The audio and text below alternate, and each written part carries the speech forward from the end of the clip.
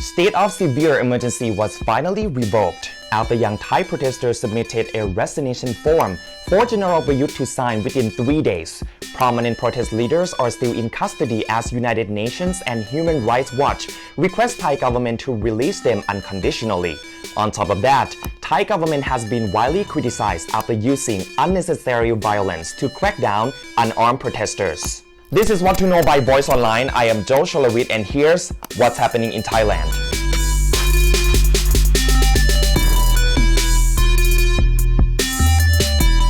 October 21 marked a huge step for the young pro-democracy and Thai government protesters, who have been coming out to demand three things: a resignation of Prime Minister General Prayut Chan-o-cha, a constitution amendment drafted by representatives of Thai people, and a constitutional monarchy. They gathered at the Victory Monument in the late afternoon, counting down for the 24-hour deadline given to the Thai military-backed government a day earlier to respond to their demands. Once the time was up, the protesters started to march towards Thailand's government house as they intended to escalate the protest. It was not that easy for the protesters to get to the government house. They were blocked by police officers several times at main intersections. Barricades, barbed wire, and even buses were used as blockage to prevent the huge crowd to arrive at the government compound, with a big number of police officers standing by at the destination.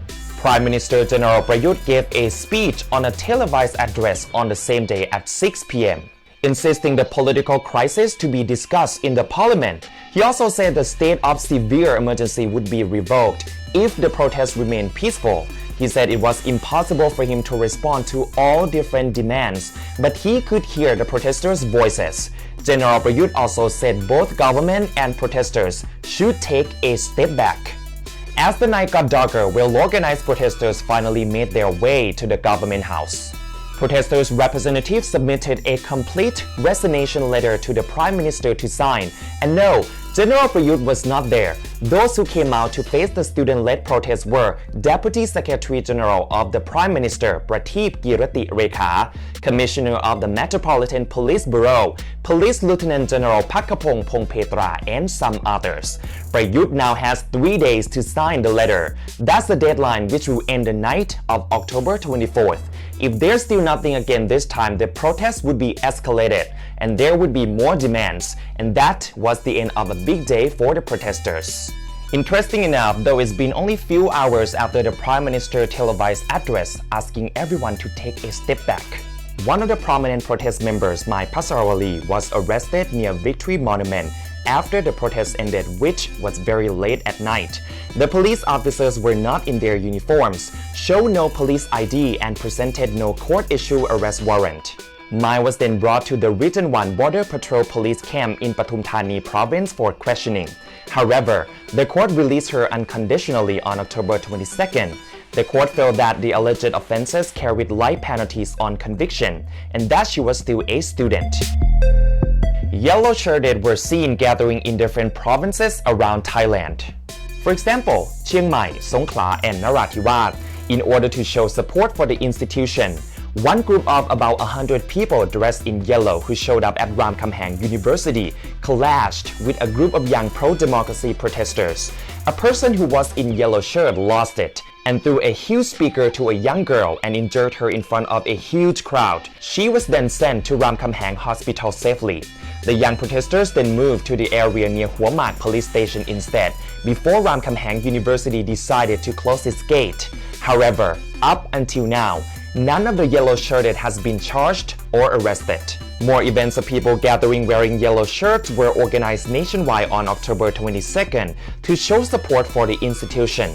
Many of them were government officials and senators. October 22nd, an important announcement was published in the Royal Gazette, indicating the state of severe emergency declaration in Bangkok was revoked at noon, as General Prayut said violent situation had already ended.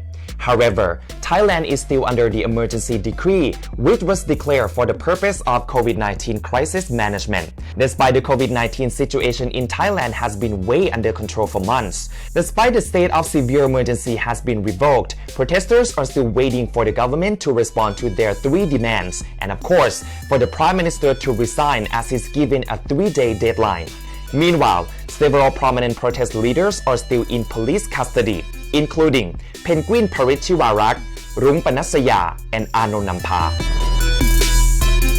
People from both Thailand and international, including United Nations and Human Rights Watch, have been demanding Thai government to stop arresting civilians and using power against the protesters, especially after the violent scene happened on the street in the heart of Bangkok at Pathum Wan intersection on October 16. Thousands of very young Thai protesters unarmed were dispersed violently by the government's water cannon trucks. All they had were umbrellas to protect themselves, while the police officers were in full-on riot gear. Many protesters felt like it was tear gas as they felt the burn in their eyes and on their skin, while some of them were throwing up.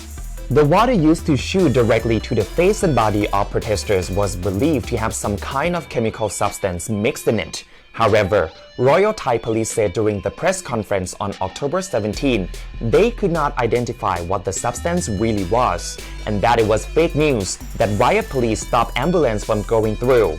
However, 1,008 doctors in Thailand showed support to the protesters and issued a statement to condemn the Thai authorities for using violence against the peaceful movement. They also condemned the fact that ambulance was blocked while transferring patients. That definitely angered the public more and led to growing protests all over the country ever since, including one of the landmarks in Thailand, Victory Monument. This is What to Know by Voice Online. I am Joe Shalawit. Thank you so much for watching. Please don't forget to click like, share, subscribe, and leave your comments below. I'll see you next time. Stay safe.